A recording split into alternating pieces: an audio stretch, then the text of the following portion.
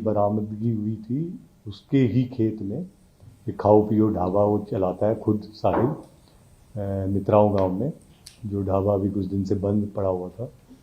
उस ढाबे के अंदर जो फ्रिज था उससे हमें मृतिका की डेड बॉडी या शव मिला था।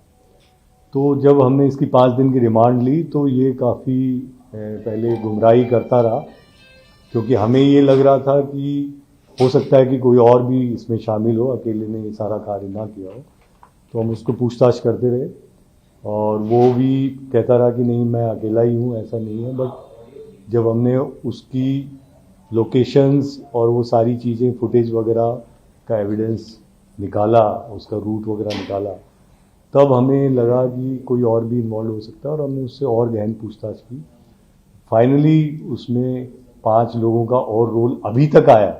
अभी तक इसलिए कह रहा हूँ कि जैसे जैसे केस की इन्वेस्टिगेशन बढ़ती है कई बार कुछ और तथ्य आ जाते हैं, तो हो सकता है आगे कुछ और जानकारी मिले, लेकिन अभी तक का जो आ रहा है उसमें ये 5 लोगों का आया और 5 लोगों को कल रात में हमने गिरफ्तार किया है और उनकी पुलिस रिमांड ली है, जिसमें एक साहिल के पिता हैं वीरेंद्र और बाकी 2 कज़न हैं, एक मौसी का लड़का है नवीन और एक चाचा का लड़का है आशीष, और 2 दोस्त हैं वहीं आसपास के ही, लोकेश और अमर।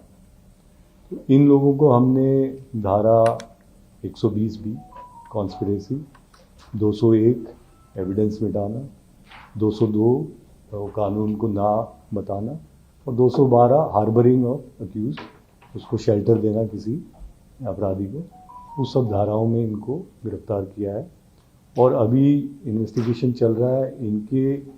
हमने जब इनसे पूछताछ की थी तो सामने हमने इनके साक्ष्य रख के पूछताछ की थी, और जब हमारी इन्वेस्टिगेशन टीम को पुख्ता सबूत मिले कि ये लोग साथ थे तब इनकी गिरफ्तारी कल रात में डाली गई है।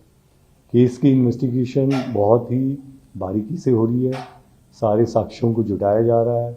फॉरेंसिक एविडेंस के लिए हमने क्राइम टीम, फॉरेंसिक टीम्स का भरपूर उपयोग किया है, और जो भी साइंटिफिक एविडेंस जैसे सीसीटीवी फुटेज, सीडीआर एनालिसिस और जो एग्जिबिट्स थे उनको अच्छे से उठा के फॉरेंसिक लैब भेजा गया है। और मुझे लगता है कि हमारा प्रयास जो है वो सफल रहेगा कि हम एक अच्छा केस तैयार करें जिसमें जो ये अपराधी हैं जिन्होंने जघन्य अपराध किया उनको ठीक से सज़ा मिले। इसमें जो एक नई बात ये भी आई कि जो पहले चल रही थी कि एक लिव इन पार्टनर वाली बात चल रही थी कि ये लड़की जो डिसीज्ड है, मृतिका है, इसका शायद लिव इन रिलेशनशिप था, लेकिन अब पूछताछ में और हमारे को साक्ष्य भी मिल गया है, उसमें ये बात भी सामने आई कि इन्होंने 2020 1 अक्टूबर 2020 को एक आर्य समाज मंदिर है नवादा डेल्टा 1 ग्रेटर नोएडा में, वहाँ पे इन्होंने, साहिल ने और मृतिका जो है उनकी शादी हो गई थी, और शादीशुदा होने के बावजूद इसने फिर इसको रास्ते से हटाने के लिए इन लोगों ने ये प्लान बनाया, और इसके घर वालों ने कहा कि नहीं इससे नहीं, अब दूसरी लड़की वो भी वहीं हरियाणा से थी, उससे शादी तय की।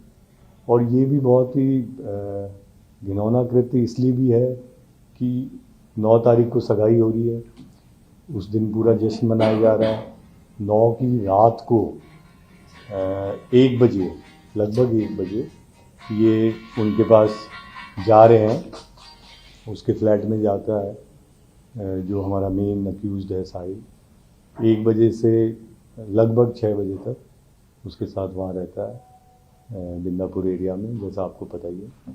और फिर वहाँ से इसको गुमराह करके कि घूमने जाएंगे, पहले इधर निज़ामुद्दीन और फिर आनंद विहार होते हुए और ISBT कश्मीरी गेट की तरफ, और फिर वहाँ निगमबोध घाट का जो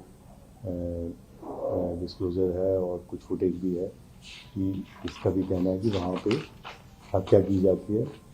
और फिर वहाँ से जब ये हत्या करके निकलता है तो उस समय इसके घर वाले कि भाई बारात जानी है आज, और कुछ घर में आपको पता है वो हल्दी वल्दी तेल वेल की जो रस्में होती हैं, उसके लिए इसकी सुबह से तलाश जारी थी कि कहाँ गायब हो गया। फिर ये लोग इसको ढूंढने निकलते हैं, और 3-4 गाड़ियों में ढूंढने निकलते हैं कि वो कहाँ है। ये बीच में इसने फ़ोन भी ऑफ कर दिया था, तो ये इनको कहीं रास्ते में बुलाता है। तो उन 3-4 गाड़ियाँ जो ढूंढने निकली थी, उसमें से एक गाड़ी में ये 4 लड़के थे जो गिरफ्तार हुए हैं, 2 कज़न और 2 दोस्त। वो बीच रास्ते में इसको मिलते हैं और वहाँ पे ही उनको सारी बात बताता है कि हाँ, जैसा प्लान था वैसे मैंने कर लिया है।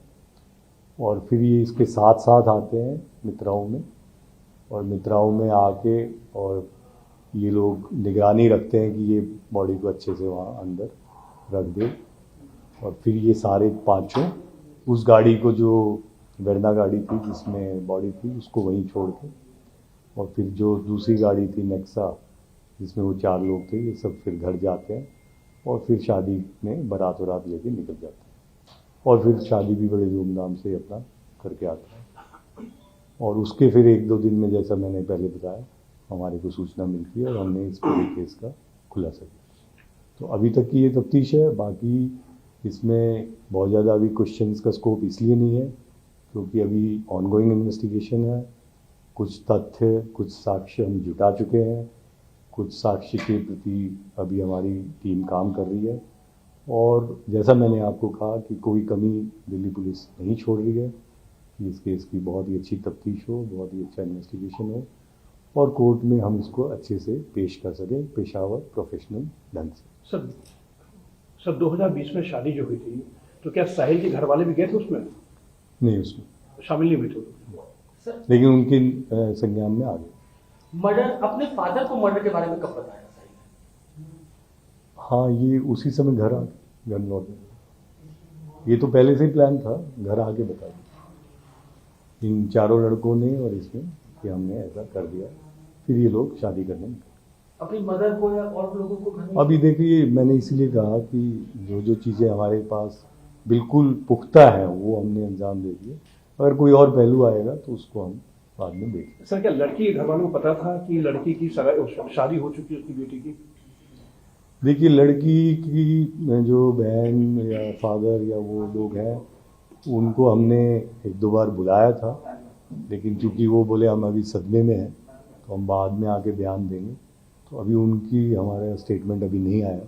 उसमें कोई नई बात आएगी तो आगे हम इन्वेस्टिगेशन को उसी प्रकार से। नहीं कहते क्राइम ब्रांच ने उनको आज बुला रखा 2 बजे के बाद पूछताछ के लिए? हमने पिछले 3 दिन से बुला रखा है, लेकिन वो हर बार यही कहते हैं कि अभी हमको थोड़ा और टाइम दिया जाए। तो आएंगे, उनका स्टेटमेंट लेंगे और अगर उसमें कोई नई बात आई तो उसको हम नए सिरे से देख लेंगे। Thank you.